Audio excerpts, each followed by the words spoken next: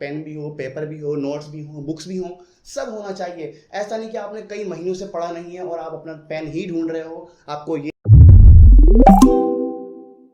तो हेलो दोस्तों, तो कैसे हो? हम बात करने वाले हैं हाफ ईयरली तगड़ी प्रिपरेशन, यानी कि हाफ ईयरली एग्जाम्स आने वाले हैं, आपको प्रिपरेशन स्टार्ट करनी है। अभी आप लेट नहीं हुए हो, अभी से स्टार्ट करोगे तो अच्छे मार्क्स पक्का ले आओगे।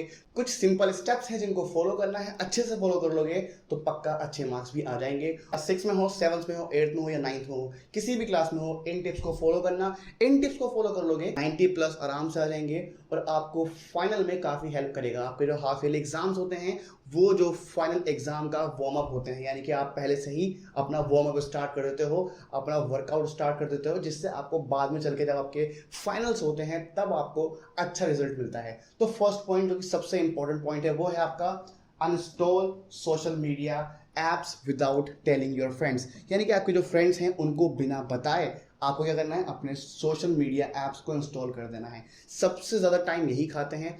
अब मैं मानता हूं कि आपका भी मन करता होगा कि आप इंस्टाग्राम चलाएं, फेसबुक चलाएं, यूट्यूब चलाएं, उसको एक लिमिटेड कर दें। मैंने कहा आपसे कि आप अनइंस्टॉल कर दें। आप अनइंस्टॉल करना एक सॉल्यूशन नहीं है, सॉल्यूशन है कि आप खुद पे कंट्रोल रख सकें। तो पहली चीज, अगर आप कंट्रोल बिल्कुल नहीं कर पाते हैं तो शुरुआत करो कि आप पहले अनइंस्टॉल ही कर दो। शुरुआत ये होगी, इससे क्या होगा कि आपको प्रॉब्लम होगी, आपको यूज करने का मन करेगा और हो सकता है कि आप फिर से डाउनलोड कर लोगे। अगर डाउनलोड कर लेते हो तो कोई बात नहीं, बट एटलीस्ट आपने शुरुआत तो करी। और जो डाउनलोड कर लो तो कोशिश करना है कि आप उसको लिमिटेड कर दें, क्योंकि आज के टाइम में आपका टाइम आपको पता नहीं चलेगा कि कहाँ जाएगा। आप स्क्रोलिंग करते रह जाओगे, रील्स शॉर्ट्स देखते रह जाओगे, और भले ही आप शॉर्ट्स में, रील्स में पढ़ने की चीज देखते हो लेकिन आपको कुछ सीखने को नहीं मिलता है। सीखने के लिए आपको टाइम लगता है और आप 30 सेकंड की वीडियो में कुछ नहीं सीख सकते। तो ये भूल जाओ कि आप 30 सेकंड की वीडियो में कुछ सीख सकते हो।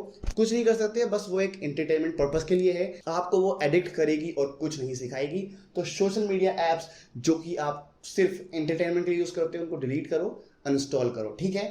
और ऐसे ऐप्स रखो जो आपके काम के हैं, जिससे आपकी स्टडीज होती है। वो कोई भी एप्लीकेशन हो सकता है। उसके बाद है सेकंड पॉइंट जो आपको ख्याल रखना है, वो है ऑर्गेनाइज योर स्टडी स्पेस। आपको अपना स्टडी स्पेस ऑर्गेनाइज रखना है। ये मैं ऐसा क्यों बोल रहा हूँ, क्योंकि जब आप पढ़ाई करना स्टार्ट करते हो तो आपके पास आपका मटेरियल रखा होना चाहिए। मतलब आपके जहाँ आप स्टडी करते हो वहाँ पेन भी हो, पेपर भी हो, नोट्स भी हो, बुक्स भी हो, सब होना चाहिए। ऐसा नहीं कि आपने कई महीनों से पढ़ा नहीं है और आप अपना पेन ही ढूंढ रहे हो, आपको ये नहीं पता कि आपके नोट्स कहाँ हैं, आपका बैग कहाँ है, आपकी बुक्स कहाँ हैं, ये सब आपको नहीं पता। तो इसका मतलब कि आप स्टडी नहीं कर रहे हो और आप स्टडी आगे भी ढंग से नहीं कर पाओगे। अगर आपको ये नहीं पता होगा कि आपका पेन कहाँ रखा है, आपका स्टडी स्पेस ऑर्गेनाइज नहीं होगा, तो अच्छे से नहीं पढ़ पाओगे, आप डिस्ट्रैक्ट रहोगे, ठीक है। तो पहला काम तो यही करना है स्टडी स्टार्ट करने से पहले कि अपना स्टडी स्पेस ऑर्गेनाइज रखो। मतलब कि आप जहाँ बैठ के पढ़ते हो, टेबल पर, बेड पर, जहाँ भी पढ़ते हो, पेन, पेपर, नोट्स, बुक्स, सारी चीज़ें होनी चाहिए। तभी तो स्टडी स्टार्ट कर पाओगे। सपोज आप स्टडी कर रहे हो, आप नोट्स पढ़ रहे हो, आप क्वेश्चन आंसर्स करना चाह रहे हो, लेकिन आपका पेन का है, आपको यही नहीं पता। सपोज आप कुछ लिखना चाह रहे हो लेकिन आपको आपकी रफ नोटबुक नहीं मिल रही है, जिससे क्या होगा कि आप ढूंढने जाओगे, ढूंढने में टाइम लगेगा और सारा का सारा डिस्ट्रैक्शन हो जाएगा। तो पहले क्या करना है, स्टडी स्पेस ऑर्गेनाइज करो, ढूंढो चीजें कहाँ रखी हैं और उसको एक जगह पर लाके रखो जहां पर आप स्टडी करते हो। उसके बाद है आपका नेक्स्ट पॉइंट जो है स्टार्ट विद एनसीईआरटी। तो स्टडी स्पेस की बात चल रही है तो स्टडी स्पेस के अंदर बुक्स भी आती हैं, नोट्स भी आते हैं, और बुक्स सबसे अच्छी जो है वो कौन है, एनसीईआरटी। तो एनसीईआरटी से स्टार्ट करो। एनसीईआरटी काफ़ी अच्छी बुक है और काफ़ी ज़्यादा इससे आता भी है, सिलेबस आपका सारा कवर कर देगी। लेकिन मैंने कहा स्टार्ट करो एनसीईआरटी से, उसके बाद आप दूसरी बुक्स पे जा सकते हो। दूसरी बुक्स, अगर मैं साइंस की बात करूं तो साइंस के लिए आपकी एच.सी. वर्मा है, या फिर हम बात करते हैं एस्टर्न की बुक है, तो आप इनको ट्राई कर सकते हो। मैथ्स की बात करूं तो मैथ्स के लिए आर.डी. शर्मा या फिर आर.एस. अग्रवाल है। और अगर मैं एसएसटी की बात करूं तो एसएसटी के लिए यही क्या है, ये इनफ है। यानी कि आप सिर्फ एनसीईआरटी पढ़ लोगे तो ये इनफ है, इसके अलावा आपको कुछ भी नहीं करना है। सिर्फ एनसीईआरटी पढ़ो, क्वेश्चन आंसर्स करो, याद करो, समझो, इनफ है एनसीईआरटी के, एसएसटी के लिए। और हिंदी इंग्लिश में आपको पता है क्या करना होता है, आपको ग्रामर सेक्शन करना है और उसके साथ साथ जितनी भी स्टोरीज हैं उनको समझना है अच्छे से और आपको अपना वर्क कंप्लीट करना है, सिंपल। उसके बाद क्या करना है, उसके बाद आपको पहली चीज एनसीईआरटी तो आपको पता है कि क्या आने वाला है, और एनसीईआरटी के अंदर काफी सारे सेक्शन कट भी हो चुके हैं। तो अगर नहीं पता है कि किससे कितना आने वाला है तो उसके लिए सबसे इंपॉर्टेंट है कि know your syllabus and proper weightage of your every chapter. यानी कि आपको पता होना चाहिए कि कौन से चैप्टर्स कर चुके हैं, कौन से टॉपिक कर चुके हैं। तो ये पता होना चाहिए। वैसे न्यू बुक्स आ चुकी हैं जिसके अंदर सिर्फ वही स्टडी सिलेबस है जो कि एग्जाम में आने वाला है, एक्स्ट्रा उसके अंदर नहीं है, मतलब जो डिलीट हो चुका है उसको उन्होंने हटा दिया है। लेकिन अगर आप पुरानी बुक से ही पढ़ रहे हो तो आपको अपना सिलेबस पता होना चाहिए कि कौन सा चैप्टर आने वाला है, कौन सा नहीं आने वाला है, और उसके साथ साथ आपको यह भी पता होना चाहिए कि किस चैप्टर से ज्यादा आएगा और किस चैप्टर से कम आएगा, किस चैप्टर से ज्यादा मार्क्स का होगा, किस चैप्टर से कम मार्क्स का होगा। अगर आपको पता होगा तो आप अच्छे से प्रायोरिटाइज कर पाओगे कि किससे आपको ज्यादा पढ़ना है, किससे आपको कम पढ़ना है, किसको फोकस करना है और किसको कम से काम चलने वाला है। तो ये आपको पता होना चाहिए। उसके बाद आता है नेक्स्ट पॉइंट जो है try to finish chapter one by one, give proper time. यानी कि दिन कम बचे हैं तो कोशिश करो कि आप वन बाय वन एक एक चैप्टर कंप्लीट करते जाओ। भले ही उसमें 2 दिन लगे, 1 दिन लगे, 3 दिन लगे, जितने भी लग रहे हैं एक चैप्टर पकड़ो, उसको कंप्लीट करो। इससे क्या होगा, कॉन्फिडेंस बिल्ड होगा, मोटिवेशन मिलेगा, करते जाओगे आगे चल के। और सिंपल है कि आप जब ऐसा करोगे तो एक चैप्टर को आप प्रॉपर टाइम दे पाओगे। ऐसा नहीं करना है कि आप सुबह कोई और चैप्टर पढ़ रहे हो, शाम को कोई और चैप्टर पढ़ रहे हो। ऐसा करोगे अगर इसमें आप अच्छे से फोकस नहीं कर पाओगे, पढ़ क्या रहे हो, कर क्या रहे हो, पता नहीं चलेगा। वन बाय वन चैप्टर करते जाओ जिससे आप उसको एक प्रॉपर टाइम दे पाओगे। भले 1 डे में हो जाए या फिर 2 डे में हो जाए, 3, जितने दिन लगते हैं एक चैप्टर को करने में करो। उसके बाद सेकंड चैप्टर पे जाओ, फिर करो, फिर थर्ड चैप्टर पे जाओ। ऐसे करते करते आप एक सीरीज बनाते जाओगे। उससे कॉन्फिडेंस बिल्ड होगा, मोटिवेशन मिलेगा और उस मोटिवेशन में आप और आगे अच्छे से बढ़ते जाओगे। नेक्स्ट पॉइंट है उसकी हम बात कर लेते हैं। तो नेक्स्ट पॉइंट है प्रैक्टिस, यानी कि मैथ्स की बात कर चल रही है यहाँ पर। Practice mathematics every day 2 to 3 hours, यानी कि आपको 2 से 3 घंटे रोज मैथमेटिक्स करनी है। मैथमेटिक्स ऐसा सब्जेक्ट है जो ज्यादा टाइम मांगता है। बिना कम टाइम में ये नहीं होने वाला, टाइम तो देना पड़ेगा ही इसको।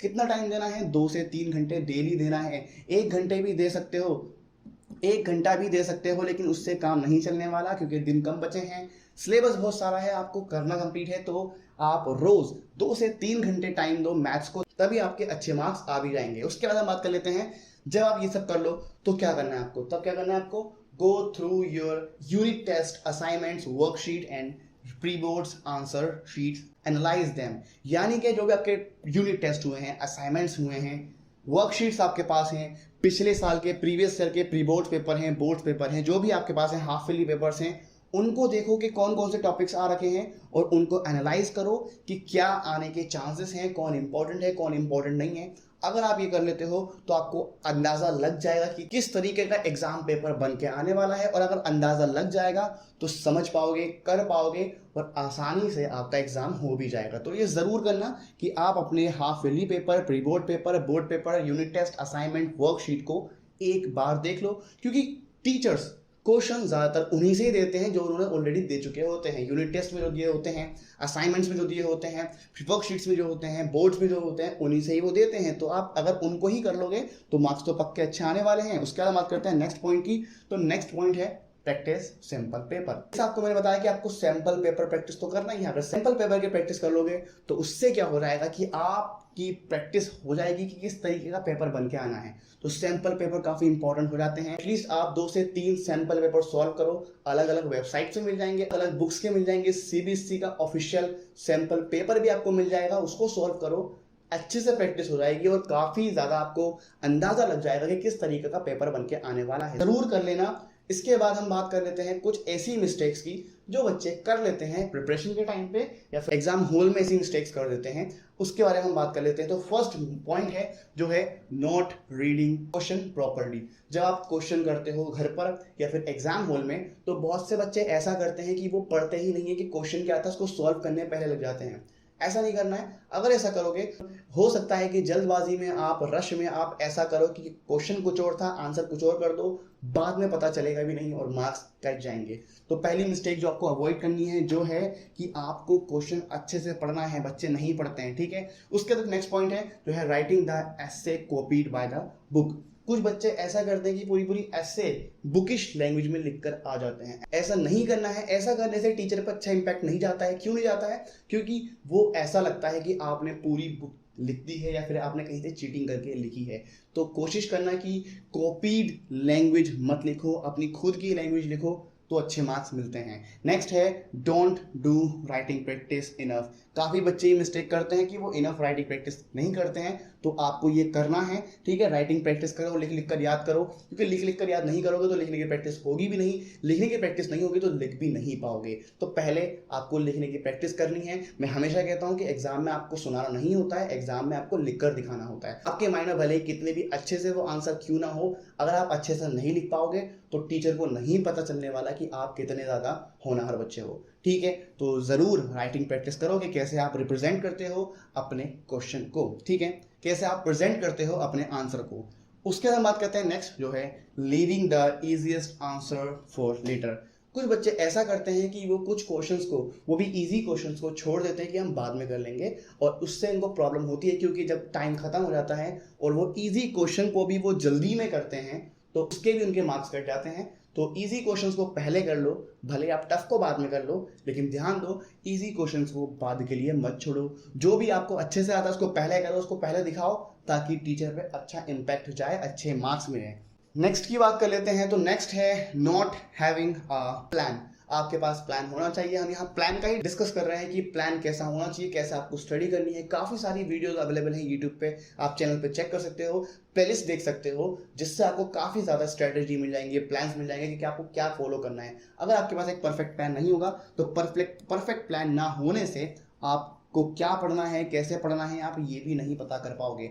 तो एक परफेक्ट प्लान होना चाहिए। बिना प्लान के आप अच्छे से प्रिपरेशन नहीं कर पाओगे और अच्छे मार्क्स भी नहीं आएंगे। उसके बाद नेक्स्ट मिस्टेक जो बच्चे करते हैं वो है spending too long time to reading. बहुत देर तक बच्चे पढ़ते रहते हैं, क्वेश्चंस को पढ़ते रहते हैं, उनको समझ में नहीं आता है तब भी पढ़ते रहते हैं। ऐसा नहीं करना है। अगर आप कोई क्वेश्चन पढ़ के समझ नहीं पा रहे हो तो उसको स्किप कर दो, दूसरा क्वेश्चन करो, टाइम वेस्ट मत करो। इसको बाद में कर लेना, आप पहले जो आपको इजी लग रहा है उसको करो, ठीक है ना। तो ज़्यादा टाइम स्पेंड नहीं करना है रीडिंग पे। अच्छे से आपको क्वेश्चंस वो करने हैं जो इजी लगते हैं, और जो टफ लग रहे हैं, समझ में नहीं आ रहे हैं, बाद में कर लेना। टाइम बचेगा तो ठीक, टाइम नहीं बचेगा तो आप अपना टाइम वेस्ट तब भी नहीं करोगे। इजी क्वेश्चंस को करके आप अच्छा स्कोर तब भी कर पाओगे। खैर, आपको करने सारे ही हैं, बट ट्राई ये करो कि अच्छी चीज़ पहले करो और जो आपको जिसमें कंफ्यूजन है उसको बाद में करो। तो ये थी आपकी प्रिपरेशन जो आप तगड़ी कर सकते हो अपनी half yearly preparation in tips के थ्रू। होप आपको ये समझ में आएगी, और समझ में आई तो वीडियो को लाइक कर देना और चैनल को सब्सक्राइब भी कर देना, ताकि हम ऐसी वीडियो बना पाएँ। तो मिलता है आपसे अगली वीडियो में, तब तक के लिए all the best. Thanks for watching and piece.